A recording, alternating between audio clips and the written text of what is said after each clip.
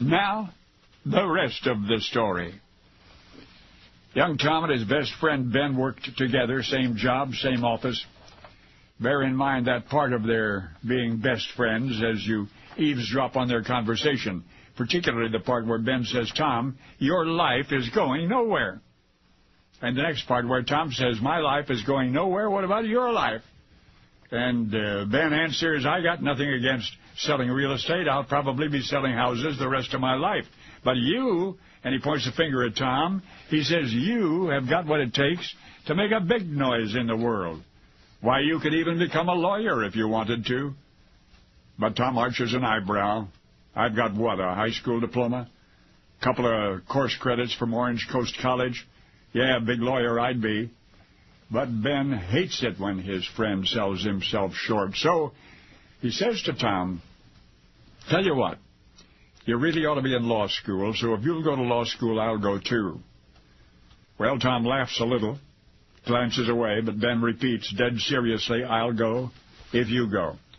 It's the kind of challenge Tom has never been able to resist, a hold-your-breath contest with a pal, so he answers, "You're on."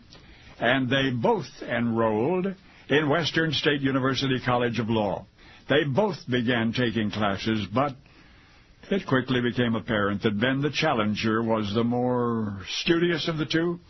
In fact, as they drove to school each day, Ben routinely had to brief Tom on the previous night's homework. But guess what happened then? Ben dropped out. Ben offered some excuse or other.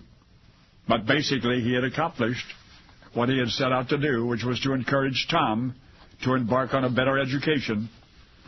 So Ben went back east, got a job with an energy company in Irvine, Kentucky, while Tom stayed in law school in California, got good grades, and graduated. And what do you know? Passed the demanding bar exam on his very first try. By the time Ben returned to the West Coast, Tom had his own thriving law practice. In fact, he was so successful that he sometimes found himself working 80-hour weeks. So Tom went to Ben again, and he said, "Look, you got me into this. I need you to go back to law school and get certified and come out here and help me." And Ben said he would.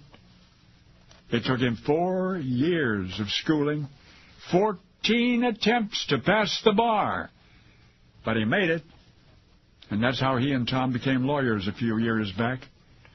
Of course, every once in a while, they'd reminisce about the old days, when as co-owners of a real estate company franchise, they dared each other to fly higher. Did I mention the best friends, Ben and Tom?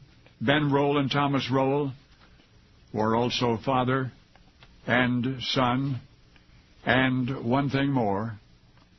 When Ben finally passed his bar exam, after 14 tries, that was in what, May 1997, Benjamin Roll was 74.